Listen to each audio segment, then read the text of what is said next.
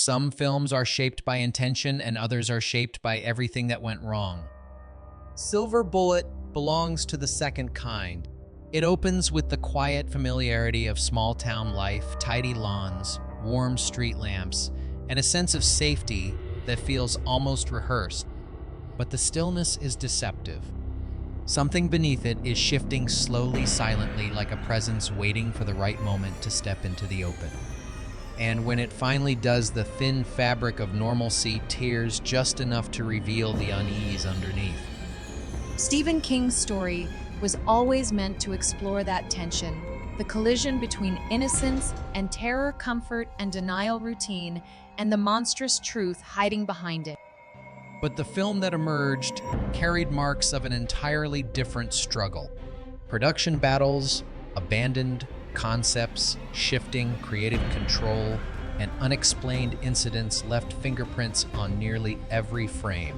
What survived wasn't simply a werewolf tale, it was a mosaic of ideas pulled in conflicting directions, stitched together under pressure.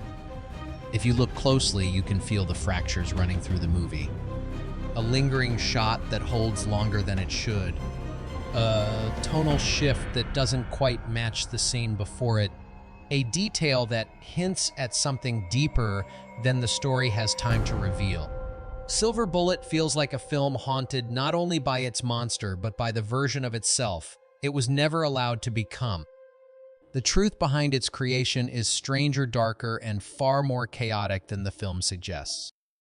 These are the hidden pieces, the buried decisions, the shadows behind Silver Bullet 1985. These are 20 weird facts you didn't know. From the earliest days of Silver Bullet's development, the story looked very different from the film people eventually saw. Stephen King's initial vision wasn't centered on the werewolf at all. It was centered on the town. In the earliest drafts, the community itself was the real source of dread, a place quietly eroding under secrets, grudges, and unsaid fears long before the creature ever appeared. The monster was supposed to act as a catalyst, revealing what was already broken, not the cause of the breakdown. King wrote scenes filled with subtle hostility, awkward silences at church arguments, swallowed before they could begin, neighbors avoiding eye contact, as if they all shared the same unspoken guilt. But as the script passed through the hands of producers, that underlying tension was slowly stripped away. They feared audiences wouldn't connect with a story that leaned heavily into psychological decay rather than traditional horror. They wanted something clearer, sharper, easier to market, a monster you could see, a hero you could root for, a threat you could point to. Entire subplots focusing on the town's emotional rot vanished. Dialogue revealing fractures in the community was softened or removed entirely. Still, faint echoes of King's original intentions survived. Notice the way certain characters pause before answering simple questions. Notice the strange emptiness in some scenes, as though the town is holding its breath. Notice how quickly suspicion spreads once violence begins. These remnants suggest a version of Silver Bullet that was less about a creature stalking a town and more about a town already haunted long before the creature arrived. The werewolf may be the headline, but the darkness King envisioned was human. Tension behind the scenes didn't just challenge Silver Bullet, it shaped it. Throughout production, the creative team wrestled with a constant push and pull between competing interpretations of what the film should be. Some crew members believed Silver Bullet should be a slow, atmospheric descent into dread. Others pushed for a fast-paced, crowd-pleasing monster thriller. And Stephen King himself wanted something that sat uncomfortably between the two, a story driven by emotional fragmentation and quiet terror. This tug-of-war affected everything on set. Actors were directed differently depending on who held influence that day. One scene might be played with haunting subtlety, the next with overt theatricality. Lighting setups alternated between brooding shadows and bright commercial clarity. Even the werewolf was shot with shifting intentions, sometimes tragic, sometimes feral, sometimes symbolic. The film was being pulled in multiple directions at once, and the camera captured every contradiction. When the footage reached the editing room, the problem became impossible to ignore. Scenes that were meant to connect emotionally felt like they came from entirely different films. Performances didn't always align. Pacing fluctuated wildly. Tone drifted between styles with no warning. Yet, rather than smoothing everything into uniformity, the editor chose to embrace certain fractures, allowing the unevenness to become part of the film's identity. What emerged was a movie that feels unsettled even when nothing frightening is happening. That lingering instability wasn't designed, it was inherited. And in its own strange way, it made the film feel more haunted than any creature effect ever could. The creature in Silver Bullet has long been the subject of debate, often criticized for its bulky, almost bear-like appearance. But this final version was never the filmmaker's first choice. Long before cameras rolled, the effects team experimented with far more ambitious concepts designs that leaned into the grotesque suffering of transformation rather than a clean four-legged monster silhouette. Early sketches showed elongated limbs, warped facial structures, and hunched postures, suggesting a creature forever caught between shapes. It wasn't meant to be powerful. It was meant to be disturbing. Turning those drawings into a functional suit proved nearly impossible. Animatronic components refused to cooperate, locking into unnatural angles. Thick prosthetics hindered visibility and made basic movement dangerous. In several early tests, suit performers stumbled or collapsed under the weight of the designs. One prototype's jaw mechanism snapped mid-motion, sending sparks across the workshop floor. Each failure pushed the production further behind schedule. Producers eventually stepped in, demanding a more manageable creature, something stable, predictable, and safe to operate. The effects team complied, simplifying the design into the now familiar form. It wasn't terrifying in the way King imagined, but it allowed filming to continue without risking further delay or injury. Years later, fans would mock the creature's gentler appearance, unaware that the final monster was born not from lack of imagination, but from sheer necessity. The original designs were too ambitious to survive.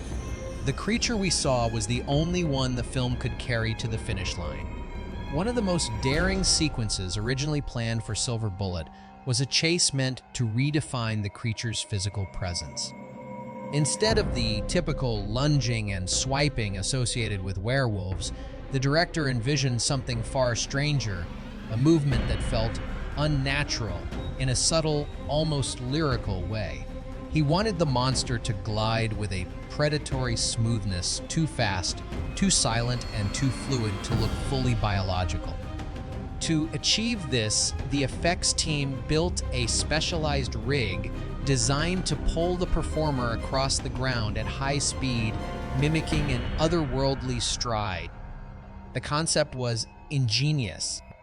The execution was a disaster.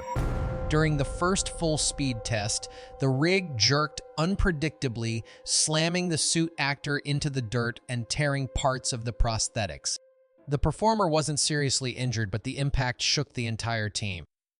The rig required extensive repairs. The mechanism needed recalibration. The schedule had no room for either. Each hour lost meant another compromise somewhere else in the production. Producers, already anxious about time and budget overruns, demanded the experiment be abandoned. Without the rig, the chase sequence had to be reimagined quickly. What replaced it was far more conventional, a series of grounded shots that showed the creature running, not gliding, stripping away the uncanny friction the director had hoped for. Yet traces of the original ambition remain. Some shots linger just a moment too long, as if waiting for a movement the creature never delivers. The ghost of the planned sequence haunts the final cut, a reminder of what could have been a monster defined not by strength, but by the unease of its impossible motion. One of Silver Bullet's most authentic moments of fear was never meant to be performed. It was pulled from a very real reaction. By the time the production reached one of Marty's pivotal terror scenes, Corey Haim had grown accustomed to the final werewolf suit. The menace had worn off. The creature no longer frightened him. This presented a problem. The film needed a moment of raw, unfiltered panic from the young actor, and rehearsed expressions wouldn't be enough. So, the director made a controversial choice. Hidden inside the effects workshop was a creature head abandoned early in development, a distorted prototype with warped eyes, uneven skin texture, and half-functioning animatronics that twitched unpredictably. It wasn't designed for performance. It was barely designed at all. It looked like a mistake carved into flesh. Without warning, the director had the effects team swap out the final mask for this unsettling prototype. When the cameras rolled and the malformed head burst into frame, Corey's reaction was immediate and real. His voice cracked. His body recoiled. His eyes widened with genuine alarm. The moment captured was not acting, it was instinct. The crew got the shot the director wanted. Some questioned whether the tactic crossed an ethical line. Others defended it as a necessary piece of filmmaking pragmatism. Either way, the shot remained in the final cut. Few viewers realized they're watching not a performance, but the split-second terror of a boy facing something that never should have left the workshop. The relationship between Marty and Uncle Red appears warm and lightly comedic in the finished film, but this dynamic came from a significant reshaping of the script.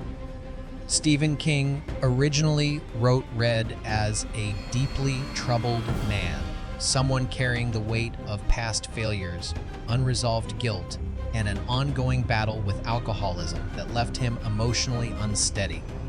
His bond with Marty wasn't meant to be a source of comfort. It was meant to be fragile, almost desperate, reflecting two people trying to make sense of their own isolation. However, producer believed this version of Red would make the film too heavy, too bleak for mainstream audiences. He pushed for rewrites that glossed over the character's internal damage, softening him into a more lovable eccentric. Whole scenes exploring Red's darker past were removed. Others were rewritten to frame him as a flawed but ultimately uplifting figure, a safe adult presence rather than a wounded one.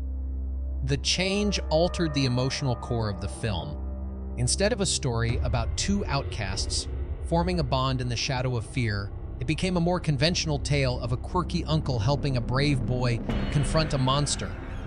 Still, subtle remnants of the original vision peek through the tired look in Red's eyes after a joke lands flat, the hesitation before he reassures Marty, the way he stares too long at moments of danger, as if recognizing something he hoped he'd escape. The Red we met on screen is the softened version. The Red King wrote was far more haunted.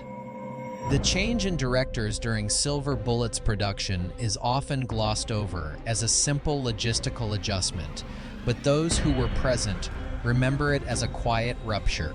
From the beginning, creative disagreements simmered beneath the surface.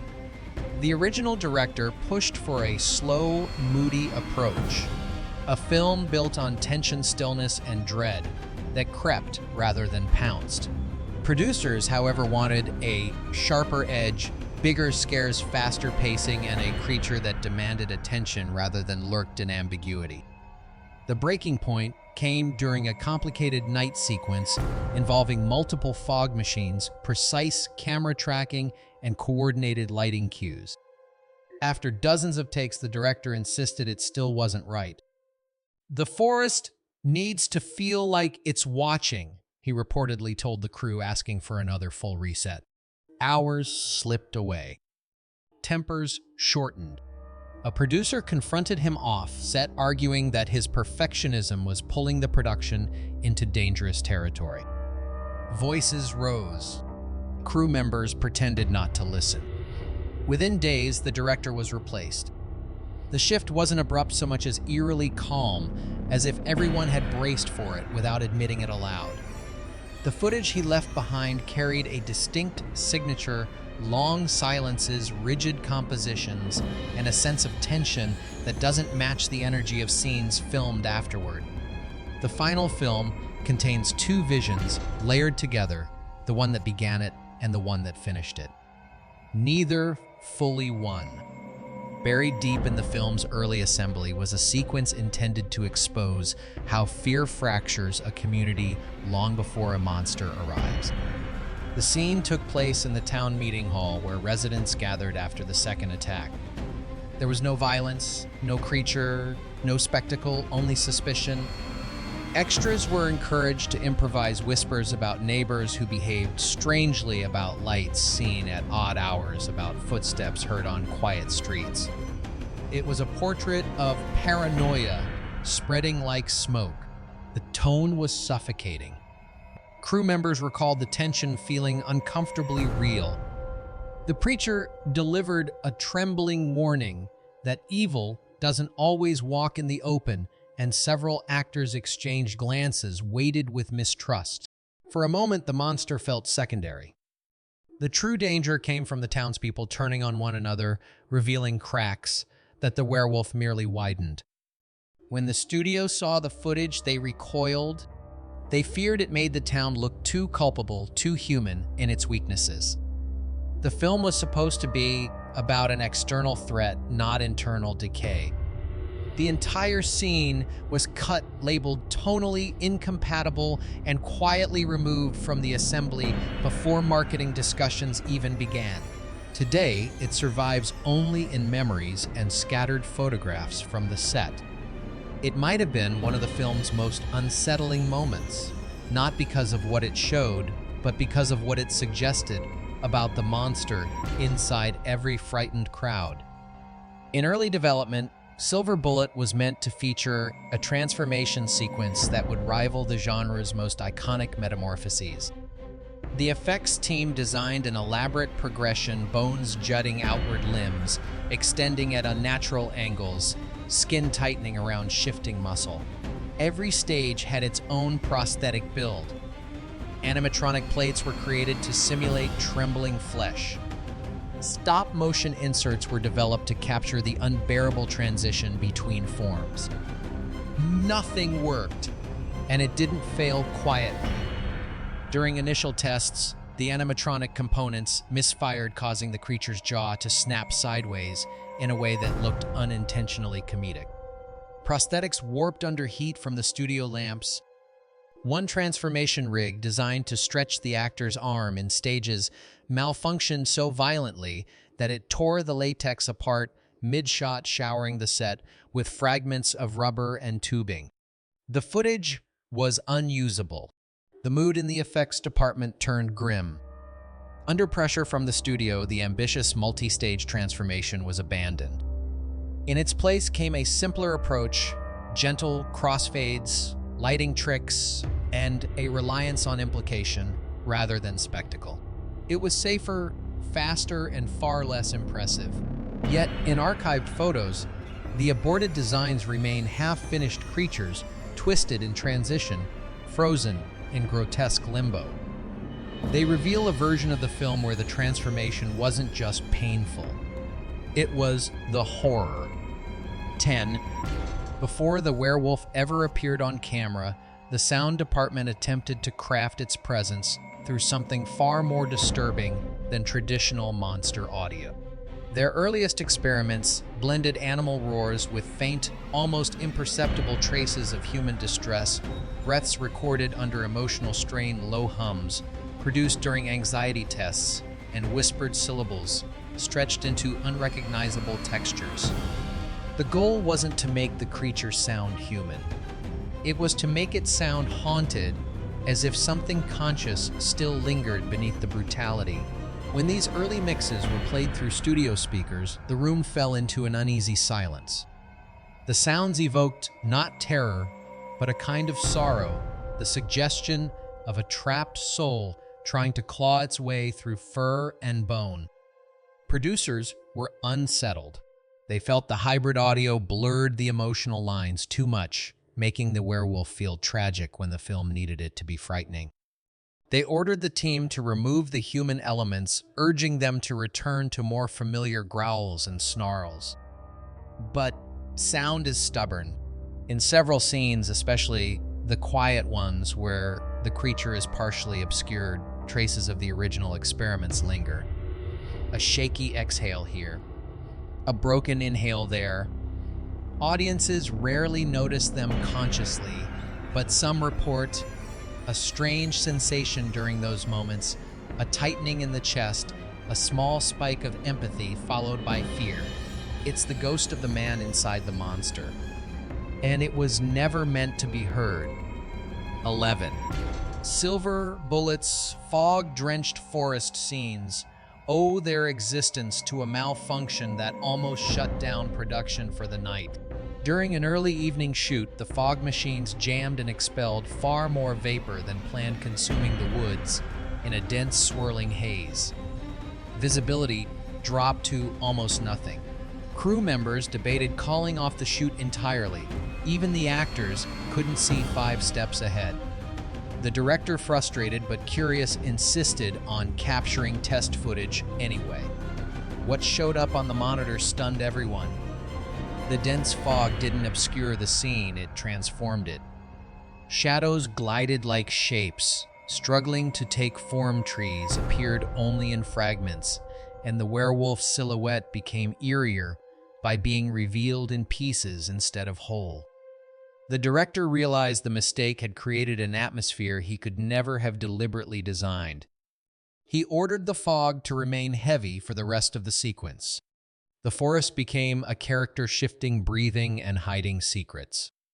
The fog concealed the limitations of the werewolf suit, softened hard edges, and turned every movement into something dreamlike and uncanny.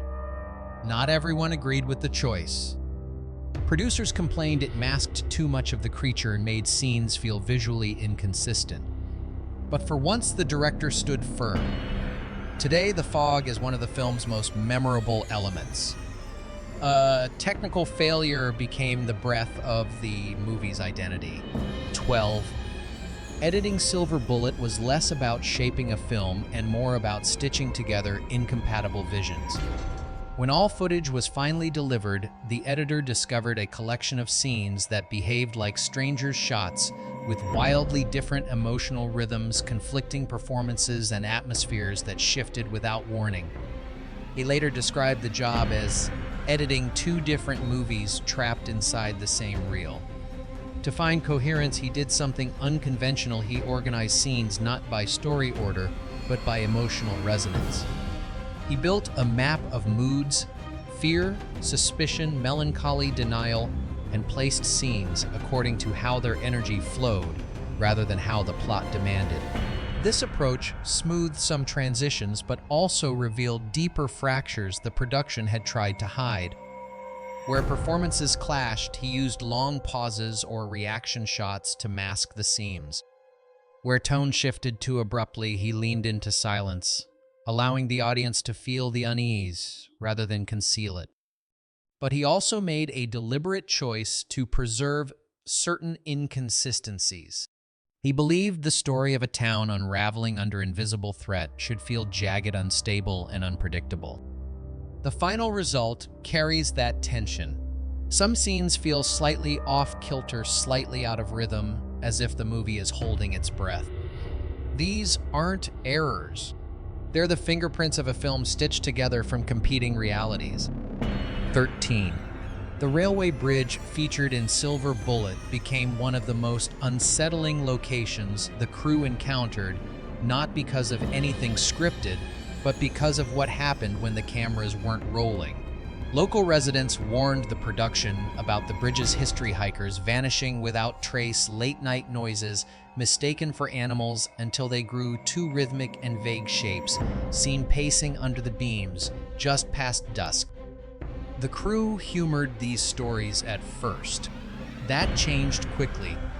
During setup, several technicians reported hearing footsteps above them, even though the entire crew was accounted for on the ground. Equipment, left neatly arranged at the end of the night, was found shifted into new positions the next morning, as if someone or something had been inspecting it. One night, a spotlight drifted upward during a test, catching what a lighting operator described as a crouched figure with proportions that didn't make sense. When the beam steadied, the figure was gone. Actors grew uneasy. Corey Haim refused to stand near the lower platform after claiming he heard steady breathing behind him, too heavy, too precise, too close. Attempts to reassure him failed. The boy insisted the sound didn't belong to any crew member. Even adults admitted the location felt wrong in a way they couldn't explain. The bridge sequences were completed faster than expected, not because everything went well, but because no one wanted to stay there longer than necessary. The movie never acknowledges the fear that crept through that location, but the crew never forgot it. 14. Everett McGill's chilling portrayal of Reverend Lowe carries a quiet menace that feels remarkably controlled, almost ritualistic.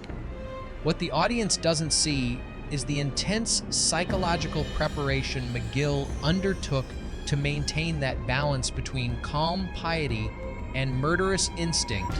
Instead of focusing on outward performance, he turned inward, crafting a private emotional framework that shaped every movement, every silence, every flicker of expression.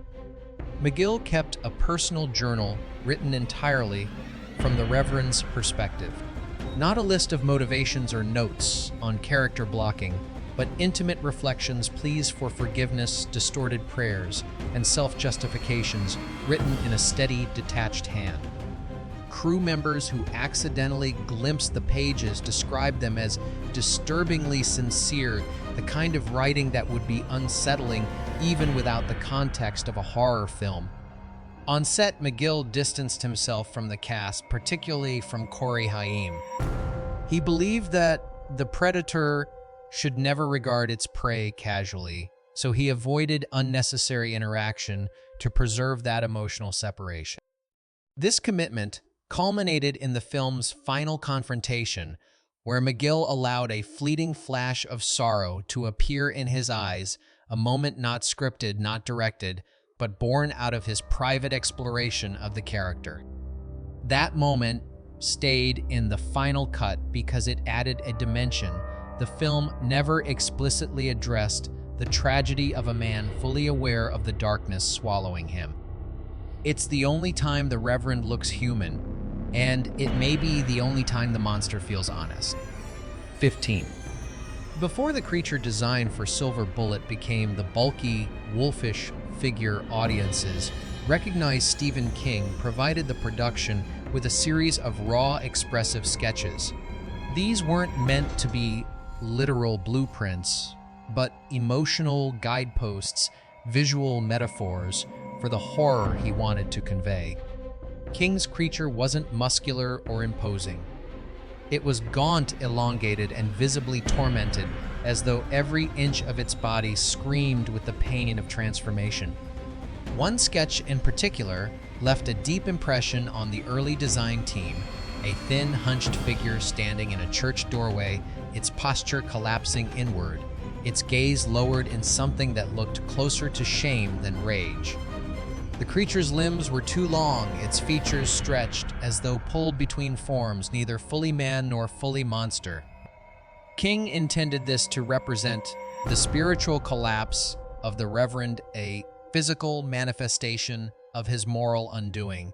But the studio rejected King's symbolic approach. They argued the creature needed to look stronger, more traditional, more instantly recognizable as a werewolf. They wanted a monster that could be marketed, not a metaphor that required interpretation. The effects team was ordered to simplify the design, stripping away the emotional nuance in favor of a more familiar silhouette. Years later, a few of King's original sketches resurfaced, surprising fans with how deeply tragic the creature was meant to appear. In King's mind, the monster wasn't terrifying because of its power. It was terrifying because of its suffering. 16. Among the smallest props in Silver Bullet lies a detail that once carried profound meaning: Reverend Lowe's pendant. In its final form, it appears generic plain metal, easily overlooked.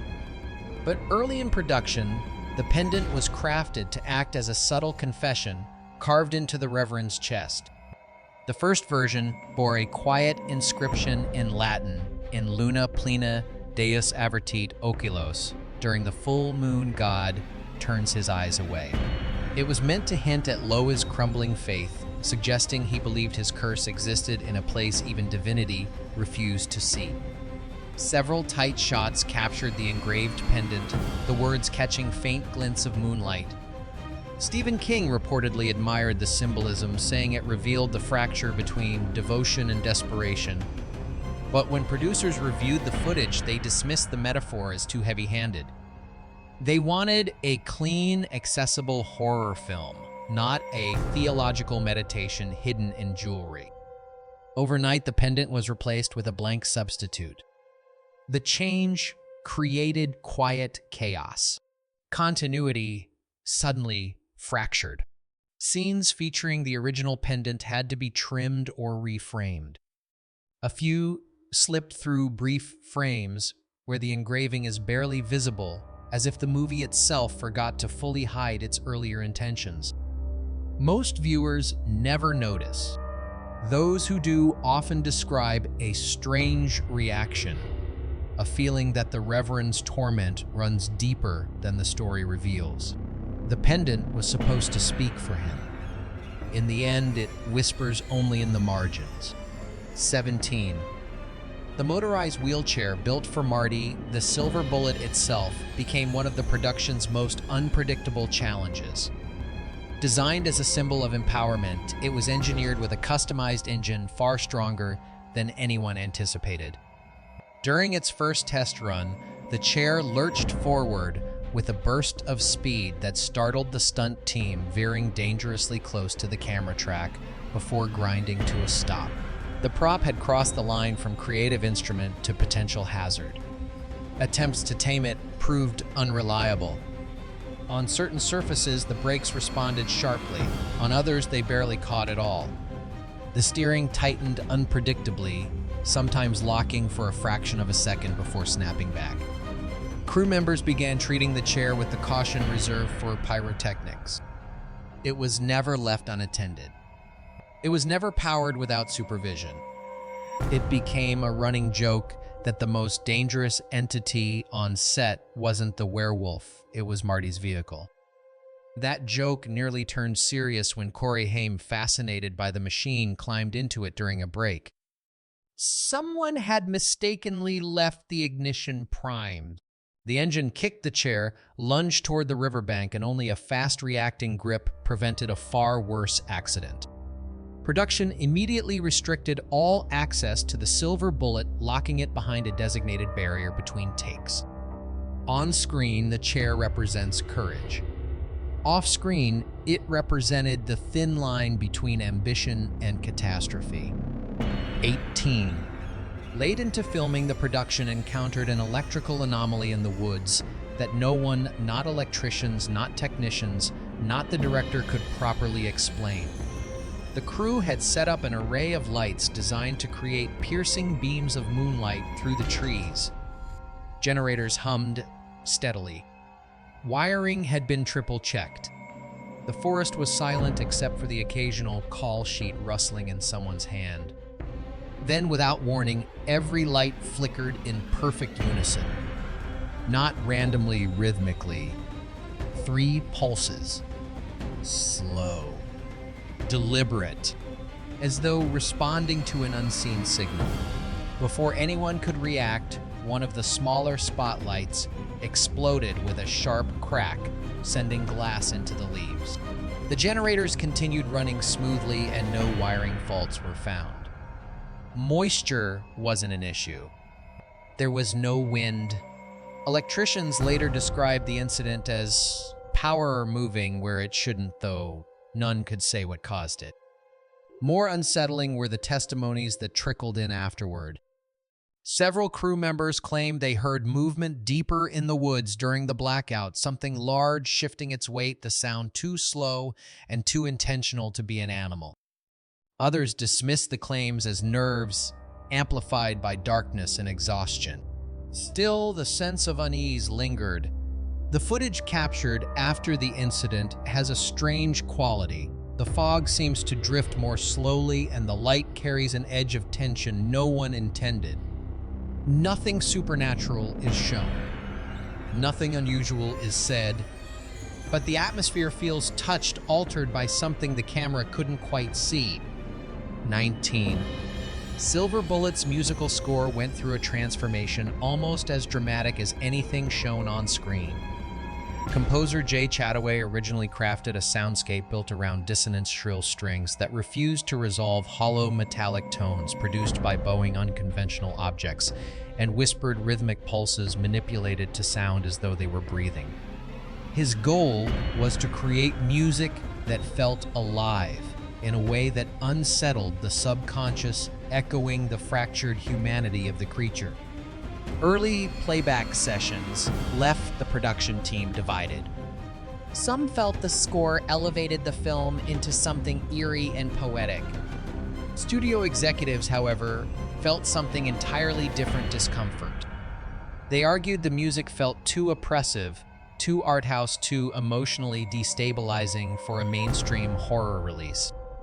The request came swiftly: tone it down, smooth out the rough edges, make it more palatable. Chataway revised the score multiple times, softening its harshest elements and adding more melodic motifs for the human characters. But erasing the original music proved impossible. Beneath several tracks in the final cut, subtle remnants remain: faint metallic echoes, non-musical textures, and breaths stretched into synthetic drones. These ghostly leftovers are nearly impossible to notice unless listened for directly, yet they alter the emotional tone of scenes in quiet, haunting ways. The score audiences know is the compromise. The score beneath it, the one the studio didn't want, is still whispering through the film.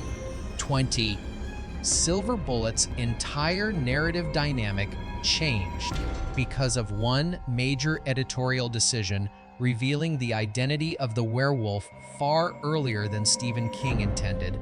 In the original structure, viewers were meant to sink slowly into paranoia, unsure who among the townspeople harbored the curse. King had crafted multiple red herrings, each meant to nudge suspicion in a new direction before pulling the rug out in the final act. Test screenings shattered that plan. Audiences grew impatient, misinterpreting the deliberate ambiguity as sluggish storytelling. The studio panicked. They demanded the reveal be moved earlier, clearer, sooner, louder.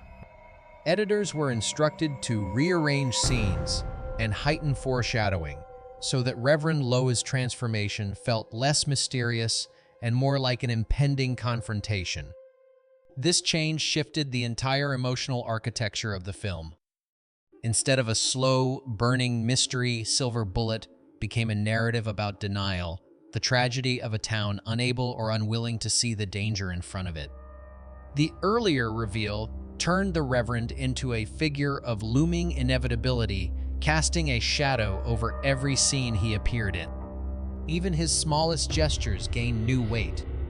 Some fans argue the decision weakened the film's suspense. Others insist it intensified the story's fatalism, transforming the Reverend into a man doomed long before anyone dared suspect him. What's clear is that the shift altered not only the pacing but the soul of the film. The mystery was sacrificed. In its place came a different kind of horror, the burden of knowing the truth too soon. bonusfact. In the final stretch of production, the filmmakers shot an ending that most audiences never knew existed, an ending that would have fundamentally changed the emotional gravity of Silver Bullet. In this lost version, the story didn't close with triumph, but with an unsettling quiet that lingered long after the screen went dark. The scene opened with Marty awakening in a dim room, wrapped in bandages, listening to the hollow stillness of a house that felt untouched by relief. Jane entered slowly, her silhouette framed by moonlight leaking through the doorway. She didn't speak. She didn't smile. She simply watched him with an expression that seemed suspended somewhere between fear and understanding. Marty, still trembling from the events of the night, asked the question no one wanted to hear, "Is it really over?" Jane didn't answer. The camera pushed in, slowly, deliberately capturing her eyes as they shifted downward, then back to Marty, as if she were searching for the right truth but unable to speak it aloud. The script notes described her expression as knowing but conflicted, though those who saw the raw footage said it carried something deeper, a hint of recognition, a shadow of realization, as if the curse hadn't ended at all but had quietly nested itself somewhere unexpected. Before she could reply, the screen was meant to fade to black. This ending suggested that the werewolf's death wasn't the conclusion, it was simply the final breath of one chapter in a curse that didn't vanish so easily. Stephen King reportedly liked the ambiguity, noting that horror is most effective when it lingers in silence. But the studio rejected it immediately, calling it too bleak, too unresolved, too dangerous for the audience. Only a few still images and a fragment of silent footage remain. In them, Jane's eyes hold a depth that the final cut never touches, a truth too heavy for the film the studio wanted. Silver Bullet almost ended not with victory, but with a question. Silver Bullet may look like a simple creature story on the surface, but its creation reveals something far more complex, an uneasy blend of ambition, conflict, compromise, and moments that no camera was meant to catch. Every abandoned idea, every cut scene, every unexplained incident left its mark on the film in ways more enduring than the werewolf itself. What remains today is a mosaic of choices shaped by pressure and uncertainty, stitched together into a story that still breathes with the tension of the hands that built it. Tell us in the comments which hidden truth changed the way you see the film, and whether you believe the nightmare truly ended or merely shifted into a quieter shape, waiting for the next full moon.